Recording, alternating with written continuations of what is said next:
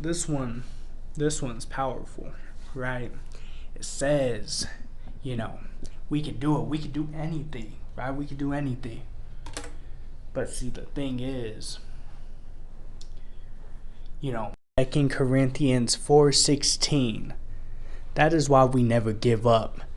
Though our bodies are dying, our spirits are being renewed every day.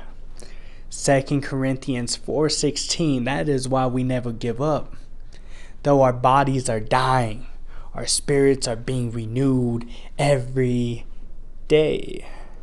Our bodies, physically our bodies are dying, but our spirits are being renewed every day. See, that should be a glimmer of hope. That should be something that's very, very important. Something that could get you ready for that next step, that gets you going, that gets you continuing on without giving up. See, you don't need to give up. You never need to quit. Why? Because here's the thing. The body is weak, but the spirit is strong, right? That's the thing. See, your body, it's gonna have some wear and tear. It's gonna break down sometimes.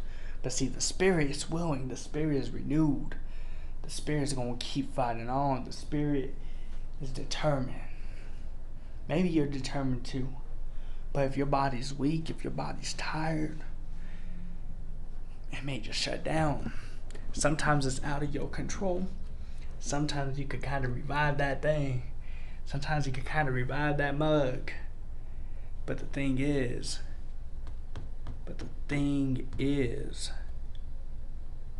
it's important. It's important. You gotta keep rejuvenating your spirit. Cause if your spirit dead, if you allow your spirit to just be flatlined, there's really not anything you can accomplish. See, you gotta take care of your mind, your body, your soul in order to do and achieve great things, but you gotta put in the work, y'all. The surest way not to fail,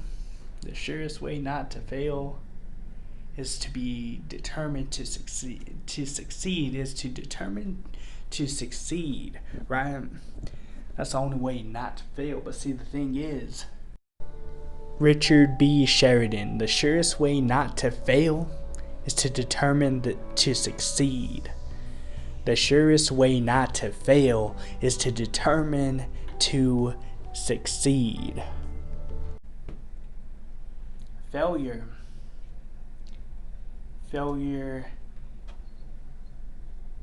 is this. You need to fail at times in order to grow. See, there's going to be people that they just don't fail, right? They just don't fail, and what kind of implications does that have? Well, honestly, if you think about it, it plays a big role in your life. If you don't fail, you never learn to grow. You never learn adversity. You don't know how to navigate through things going forward. You're just kind of there. You kind of in limbo, and there's no growth. You become stagnant, right? And then when adversity kind of starts to face you, you won't know how to handle it. There ain't gonna be things that you say that you overcame. There's not gonna be things that you said, no way. You were defeated, but you finally got the victory, right? You failed so many times, you lost so many battles, but you finally won the war. See, that's why failure is important. It says, yeah, you could be so determined to succeed, but failure is still gonna be an option. And I think the one thing that we have to understand is we got to not be afraid to fail. We think failure is the end all be all, but failure actually is the beginning. It's kind of the building blocks going into the future. It's the building blocks going into the next step, into tomorrow.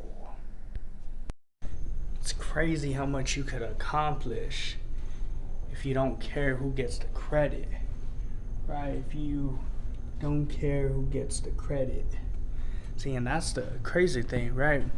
Because Harry S. Truman.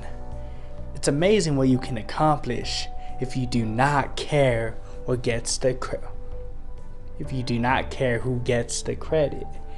It's amazing what you can accomplish if you do not care who gets the credit. We live in a society where, honestly, we want the credit. We live in a society where that's like the important thing, is who gets the credit. See,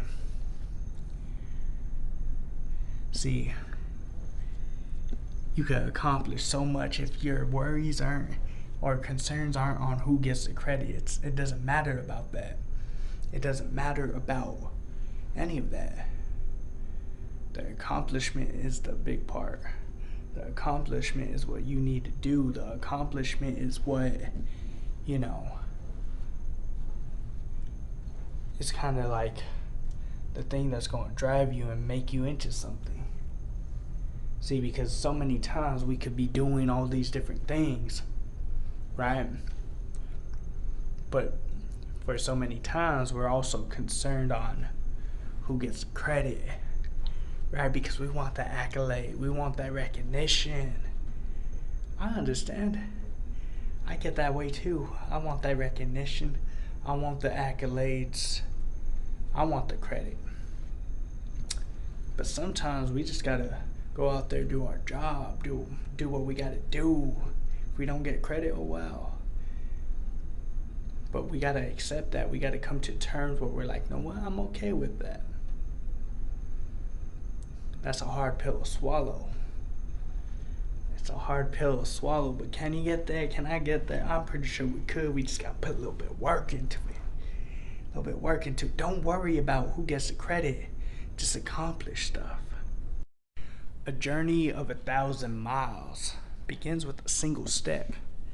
A journey of 1,000 miles begins with a single step. Think about that. The journey that you're on, the adventure that awaits you. Lao Tzu. A journey of 1,000 miles begins with a single step. A journey of 1,000 miles begins with a single step. The future that awaits you, it begins once you take that first step. See, when you take that first step, and a lot of times we're walking about, we're seeing all these different things, we're admiring so many different things, we are wanting so many different things, we have dreams, aspirations, but we ain't taking the first step. We ain't taking the first step. We're just kind of just being there. See, that's why it says the journey of 1,000 miles begins with a single step. It begins with that first step, and then you get to that 1,000 miles. But see, if you don't take that step, if you don't stop procrastinating that journey, it ain't ever gonna happen. That journey that could be written out, there's not going to be no pen to paper. It's going to be just up here. It's just going to be a thought, an idea, a dream that will never come into fruition. See, that's why it says journey of 1,000 miles begins with a single step. When are you going to start? When are you going to make that first step? When are you going to start doing the things that you say that you're going to do that you ain't doing? I don't know about y'all, but I'm doing me. I'm doing what I need to do, what I gotta do to make it to that next step, to make it to that next level. A lot of people, they ain't about that. They ain't. But are you? Don't audit life. Show up and make the most of it. Right? We always make excuses. We procrastinate, we do all these different things, right? But we don't show up and do what we need to get done. Anonymous. Don't audit life. Show up and make the most of it now. Don't audit life. Show up and make the most of it now. We don't show up to show out. right? We don't go above and beyond the next step that we got to do. We just kind of sit around, right?